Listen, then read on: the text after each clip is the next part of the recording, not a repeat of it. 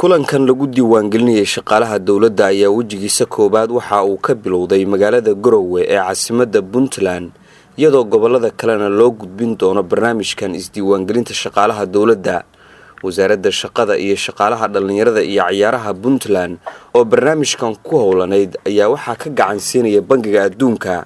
wasiirka shaqada iyo shaqaalaha dhalinyarada iyo ciyaaraha dawladda Puntland mudane Cabdiraxmaan Sheekh Axmed oo ka hadlay kulankan ay ka soo qayb galeen mas'uuliyiin ka tirsan dawladda, Bangiga Adduunka iyo qaybo ka mid ah shaqaalaha rayidka ah ee xarumaha dawladda ayaa faahfaahin ka bixiyay barnaamijkan iyo muhiimadda uu shaqaalaha u leeyahay.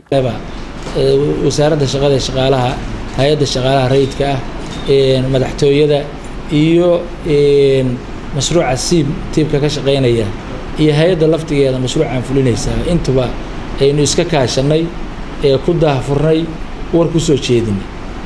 fursadan marka maanta halkan aan isugu nimi waxay tahay bilowgii iyo shaqadii oo practical loo galayo. marka waa wax ka duwan wixii aan soo marnay oo dhammaan oo horay aan u sheegaynay arrin ka duwan weey. anigoo marka fursadan marka faa'iideysanaya waxaan rabaa shaqaalaha inaan kelmad dhaho iyo madaxda hay'adaha dawladda Puntland. waxaan rabaa inaan sidoo kale kelmad dhaho hay'adda iyo tiimka arrintan farsamo yaqaanada ah oo laba kooxood isugu jira oo arrintan ka howlgelaya. waa farsamo yaqaamiinta dhinaca biometrika iyo farsamada ka howlgelaya oo saadiq hogaaminayo iyo tiimka kale oo HR audit ka sameynaya.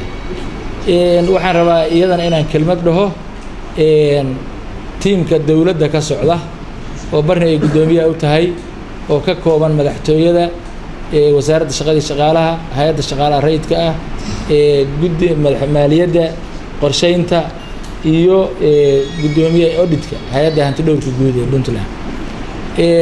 saddexda kelmadood baan hadalka ku soo koobaya. kelmadda hore waxaan oranayaa shaqaalaha dawladda Puntland iyo madaxda dawladda Puntland oo aan rabo inaan anigoo soo xiganaya labada kelmadihii madaxda iga horeysay oo ka mid ahaa Michael ay ku jirtay hadaladiisii. mashruucani ma aha ama tirakoobkani ma aha wax u dhimaya shaqaalaha dawladda Puntland, laakiin waa wax weyn inuu ku soo kordhinaya asaas iyo gundhigna u noqonaya habsamay socodkii hanaanka dawladnimo iyo sharaftii iyo haybadii shaqaalaha dawladda Puntland ay lahaayeen. insha Allah mustaqbalka fog iyo mustaqbalka hadda dhowba waxaan rajaynayaa mira dhalkeeda in la arki doono dawlad wanaagana ay salo noqon doonto.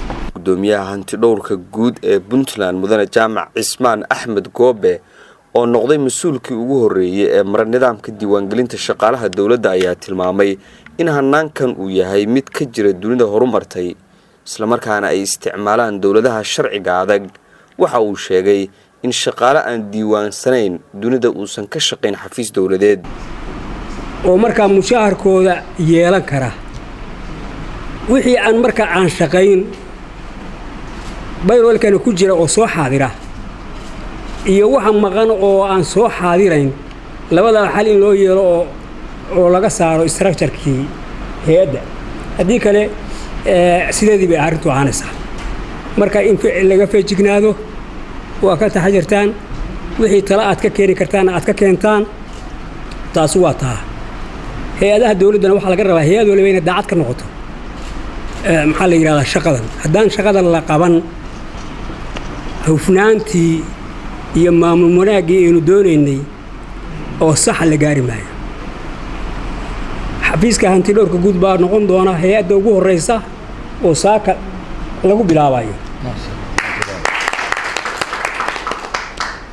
wixii aad aragtaan ee idin yimaada waxaan rajaynaynaa inaad maaragtay si dhammaystiran si oo dhaqso ah oo fudud inaad ugu dhammaysaan. Maxamuud Soofaysane, raadiyaha iyo telefishinka dawlad goboleedka Jubbaland, Garowe.